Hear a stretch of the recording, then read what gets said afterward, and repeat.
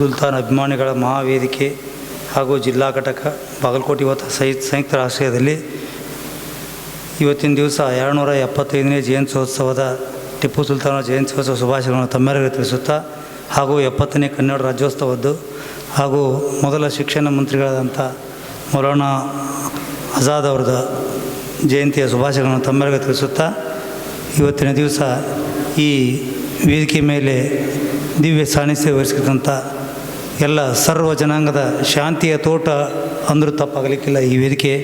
ಯಾಕೆ ಎಲ್ಲ ಧರ್ಮಗುರುಗಳು ಅದಾರ, ಮೌಲಾನಾಜಿ ಅವರು ಅದಾರ.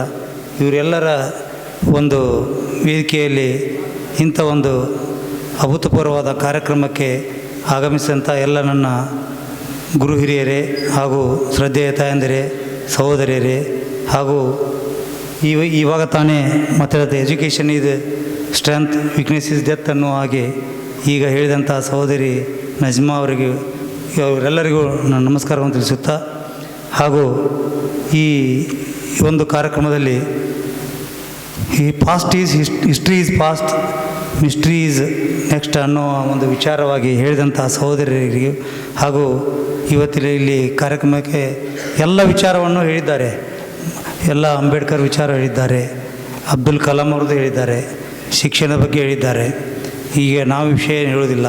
ಇಂಥ ಒಂದು ಅಭೂತವಾದ ಕಾರ್ಯಕ್ರಮಕ್ಕೆ ನನ್ನನ್ನು ಇಲ್ಲಿ ಕರೆಸಿ ಈ ಸಂಘಟನಾಕಾರರಂಥ ಅಮರ್ ಪುಣೇಕರ್ ಅವರೇ ಹಾಗೂ ನದಾಪ್ ಅವರೇ, ಯಾಸಿನ್ ನದಾಪ್ ಅವರೇ ಹಾಗೂ